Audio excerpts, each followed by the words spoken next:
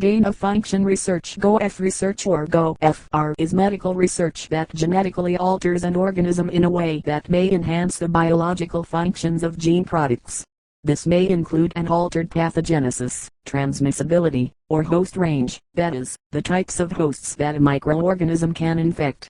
This research is intended to reveal targets to better predict emerging infectious diseases and to develop vaccines and therapeutics.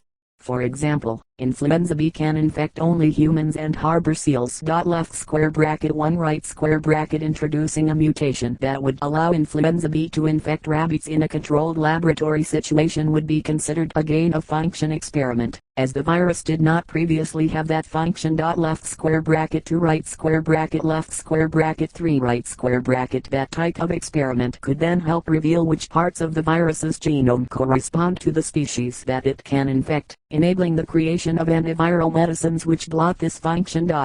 Left square bracket 3 right square bracket.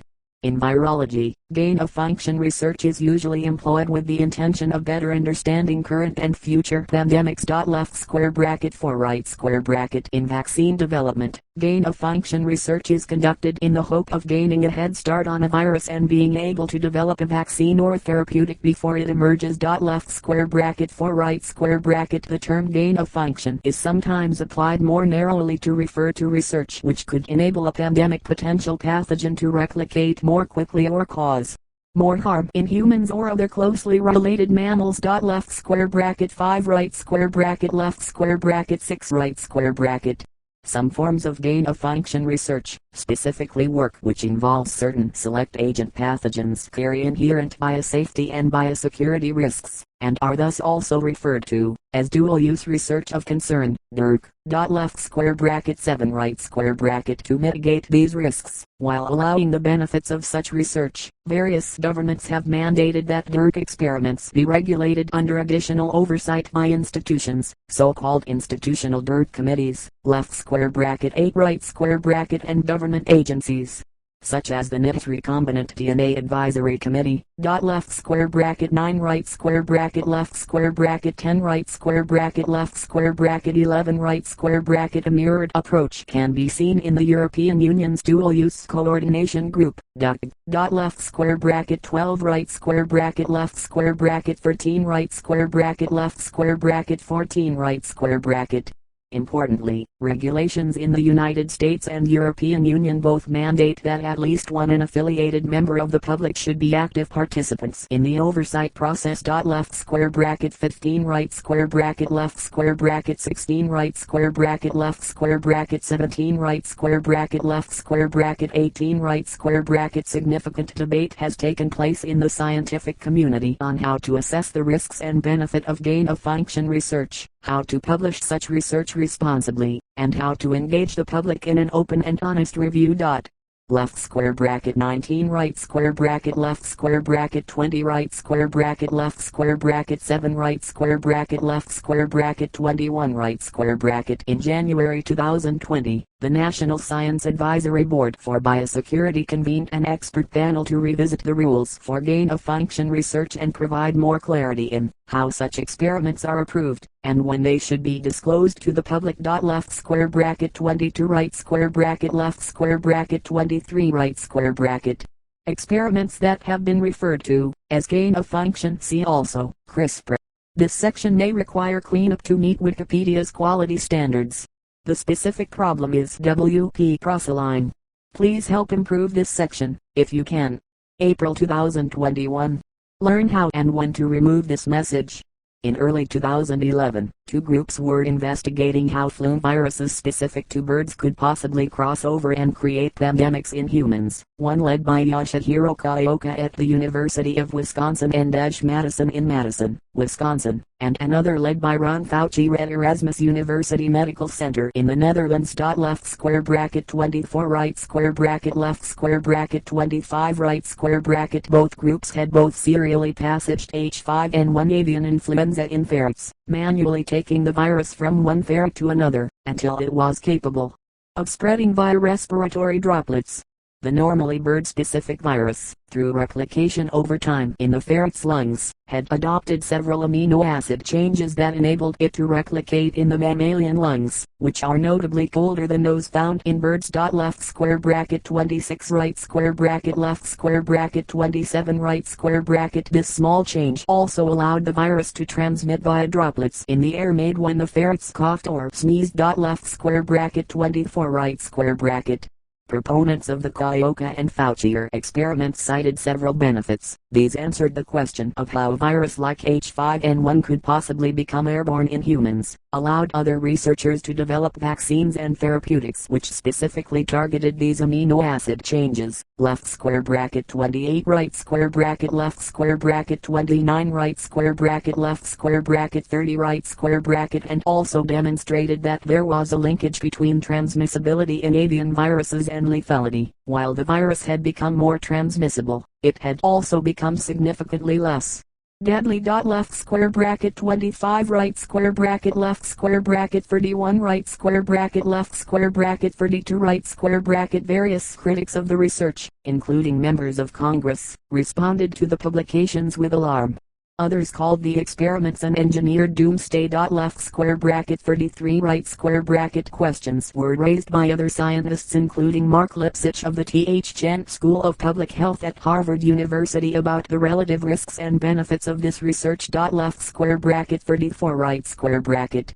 At an international technical consultation convened by the WHO, it was concluded that this work was an important contribution to public health surveillance of H5N1 viruses and to a better understanding of the properties of these viruses, but that broader global discussions were needed. The European Academies of Science Advisory Council, ESAC, concluded that all required laws, rules, regulations, and codes of conduct are in place in several EU countries to continue this type of work responsibly. In the USA, where regulations were previously less strict than in the EU, a new governmental policy and review mechanism was launched for potential pandemic pathogen care and oversight, P3CO. In May 2013, a group led by Huolan Chen, director of China's National Avian Influenza Reference Laboratory, published several experiments they had conducted at the BSL-3+ laboratory of the Harbin Veterinary Research Institute, investigating what would happen if a 2009 H1N1 circulating in humans infected the same cell as an avian influenza H5N1. Left square bracket 35 right square bracket. Importantly, the experiments had been conducted before a research pause on H5N1 experiments had been agreed upon by the greater virologist community. Left square bracket 36 right square bracket left square bracket 37 right square bracket. They used these experiments to determine that certain genes, if reassorted in such a dual infection scenario in the wild, would allow transmission of the H5N1 virus more easily in mammals, notably guinea pigs as a model organism for rodent species, proving that certain agricultural scenarios carry the risk of allowing H5N1 to cross over into mammals. As in the Fauci and Kioka experiments above, the viruses in this study were also significantly less lethal after the modification. Left square bracket 37 right square bracket left square bracket 38 right square bracket. Critics of the 2013 Chen Group study, including Simon Wayne Hobson of the Pasteur Institute and former Royal Society President Robert May, decried this as an unsafe experiment that was unnecessary to prove the intended conclusions, calling Chen's work appallingly irresponsible and also raising concerns about the biosafety of the laboratory itself. Left square bracket 38 right square bracket. Others, including the director of the WHO Collaborating Center on Influenza in Tokyo, Masato Toshiro, praised Chen's laboratory as state-of-the-art. Jeremy Ferrer, director of the Oxford University Clinical Research Unit in Ho Chi Minh City, described the work as remarkable and said that it demonstrated the very real threat that continued circulation of H5N1 strains in Asia and Egypt poses. Left square bracket 36 right square bracket. A preprint by Boston University researchers, published on the 14th of October 2022, described their experiments splicing the SARS-CoV-2 BA.1 Omicron spike protein into an ancestral SARS-CoV-2 variant isolated in the early days of the pandemic, creating a new chimeric version of the virus. All of the 6 mice exposed to the ancestral variant died, 8 of the 10 mice exposed to the chimeric variant died, and none of the 10 mice exposed to Omicron died. This suggests that mutations outside of spike are major determinants of the attenuated pathogenicity of Omicron 209 in K18HAs2 mice. According to the preprint, the work was supported by grants from various branches of the NIH. However, the NIH later denied funding the experiments. The researchers later stated the NIH did not fund the experiments directly. Left square bracket 39 right square bracket left square bracket 40 right square bracket. On the 17th of October, the Daily Mail ran the headline Boston University creates a new COVID strain that has an 80% kill rate and echoing dangerous experiments feared to have started the pandemic. The headline was later flagged as part of Facebook's efforts to combat false news and misinformation. PolitiFact noted the lab leak theory was unproven, and also stated citing the 80% figure alone leaves out key context, including that the resulting strain was less fatal than the original, which killed 100% of mice. Experts say this kind of research is not unusual and the experiment was conducted in accordance with accepted safety procedures. Left square bracket 41 right square bracket all research funded by the NIH that can make COVID more virulent or transmissible must undergo an extra gain of function review. Critics charge that, because the chimera could have combined Omicron's high transmissibility with the ancestral strain's lethality, the experiment should have undergone the extra review. The researchers deny that the research was funded by the NIH, and also deny that the experiment qualified as gain of function in the first place. Left square bracket 39 right square bracket left square bracket 42 right square bracket. Gain of function research of concern. Significant debate has taken place in the scientific community on how to assess risk-benefit of gain of function research, and how to engage the public in deliberations for policy making. These concerns encompass biosafety, relating to the accidental release of a pathogen into the population, biosecurity relating to the intentional release of a pathogen into the population, and bioethics, the principles of biorisk management and research review procedures. Left square bracket 3 right square bracket. Academic Symposia Gain of Function Research, a symposium in December 2014. The National Research Council and the Institute of Medicine organized a 2-day symposium to discuss the potential risks and benefits of gain of function research. The event was attended by scientists from around the world, including George Kale, Gabriel Lung and Michael Silgelid, Barak Fiskhoff, Al Tachero, Harvey Finneberg, Jonathan Marino, Ralph Cicerone, Margaret Hamburg, Joe Handelsman, Samuel Stanley, Kenneth Burns, Ralph Barrick, Robert Lamb, Sil Giovannici, Kiji Fukuda, David Relman, and Mark Lipsitch. Left square bracket 43 right square bracket. Shortly thereafter, the U.S. government granted exceptions to the GO/FR moratorium to 7 out of 18 research projects that had been affected. Left square bracket 44 right square bracket. Gain of Function Research, a second symposium on March 10 and 11, 2016. The National Academies of Sciences, Engineering, and Medicine held its second public symposium to discuss potential U.S. government policies for the oversight of gain of function (GOF) research. The symposium was held at the request of the U.S. government to provide a mechanism to engage the life sciences community and the broader public and solicit feedback on optimal approaches to ensure effective federal oversight of GOF research, as part of a broader U.S. government deliberative process. Left square bracket 45 right square bracket. Academic advocacy groups. Cambridge Working Group. The Cambridge Working Group was formed by Harvard epidemiologist Mark Lipsitch with fellow scientists at a meeting held in Cambridge, Massachusetts, following a trifecta of biosecurity incidents involving the CDC, including the accidental exposure of viable anthrax to personnel at CDC's Roybal campus. Left square bracket 46 right square bracket left square bracket 47 right square bracket. The discovery of 6 vials containing viable smallpox from the 1950s, labeled as variola but in a box with other samples poorly labeled, at the FDA's White Oak campus. Left square bracket 48 right square bracket. And the accidental shipping of H9N2 vials contaminated with H5N1 from the CDC lab to a USDA lab. Left square bracket 49 right square bracket.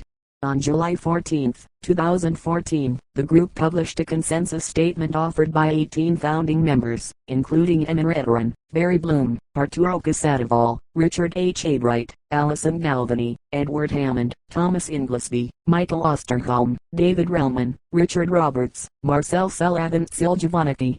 Since its initial publication, over 300 scientists, academics, and physicians have added their signature. Left square bracket 50 right square bracket left square bracket 51 right square bracket.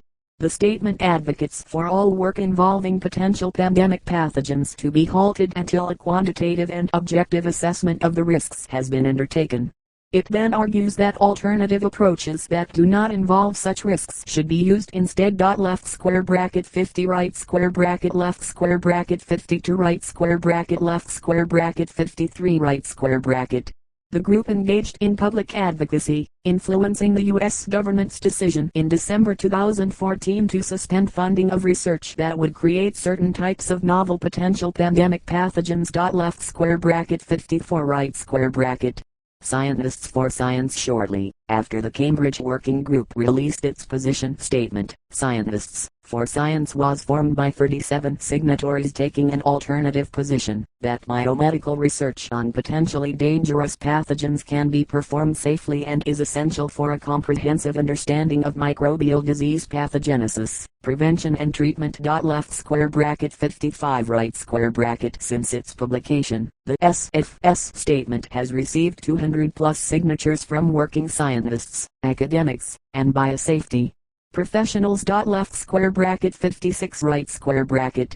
One of the group's founding members, University of Pittsburgh virologist W. Paul Duprix, has argued, see 2014, that the then recent few events were exceptions to an overall good record of lab safety, and that these exceptions should not have been a reason for shutting down experiments that may have been of tangible benefit to public health. Left square bracket 57 right square bracket. He and other SFS signatories have argued that these pathogens are already subject to extensive regulations and that it would be more advantageous and effective to focus on improving lab safety and oversight, ensuring that experiments are conducted in the public interest. Left square bracket 58 right square bracket left square bracket 59 right square bracket. Notable signatories are Constance Sepko, Dixon Despommier, Erica Allman Sapphire, Jeffrey Smith, Carla Kierkegaard, Sean Whelan, Vincent Racanilo and Yoshihiro Kaioka. Columbia University virologist Ian Lipkin, who signed both statements, said there has to be a coming together of what should be done. Left square bracket 60 right square bracket. Founders of both groups published a series of letters detailing their discussions and viewpoints. Left square bracket 59 right square bracket. All authors, however, agreed that more education of the public and open discussion of the risks and benefits was necessary. Several also wrote that sensationalized headlines and framings of the ongoing process as a debate with opposing sides had negatively affected the process, while the reality is much more collegial. Left square bracket 59 right square bracket. International policies and regulations. International outlook and engagement on gain-of-function research policy and regulation vary by country and region. Due to the potential effect on the global community at large, the ethical acceptability of such experiments depends on the extent to which it is accepted internationally. Left square bracket 61 right square bracket. In 2010, the World Health Organization developed a non-binding guidance document for DRC, summarizing the positions of many different nations as self-governing and others as strictly following oversight based on the international health regulations, the Biological and Toxin Weapons Convention (BTWC), and the Center for International Security Studies Biological Research Security System. The document also recommended the aforementioned as potential resources for countries to develop their own policies and procedures for DRC. Left square bracket 62 right square bracket left square bracket 63 right square bracket left square bracket 64 right square bracket.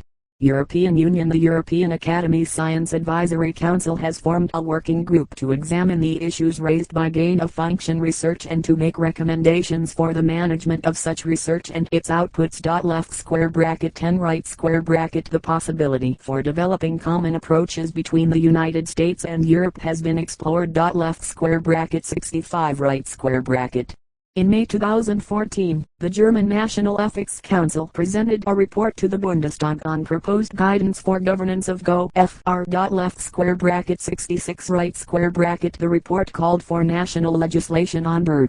As of May 2021, The German government has not passed the endorsed legislation. Left square bracket 67 right square bracket. The NEC also proposed a national code of conduct for researchers to consent, endorsing which experiments qualify as misconduct and which do not, based on founding principles of public benefit. Left square bracket 68 right square bracket. The German Research Foundation and German National Academy of Sciences made a joint suggestion to expand the role of existing research ethics committees to also evaluate proposals of dirt.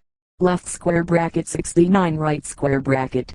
United States gain of function research moratorium from 2014 to 2017. The White House Office of Science and Technology Policy and the Department of Health and Human Services instituted a gain of function research moratorium and funding pause on any dual-use research into specific pandemic potential pathogens, influenza, MERS, and SARS, while the regulatory environment and review process were reconsidered and overhauled. Left square bracket 54 right square bracket.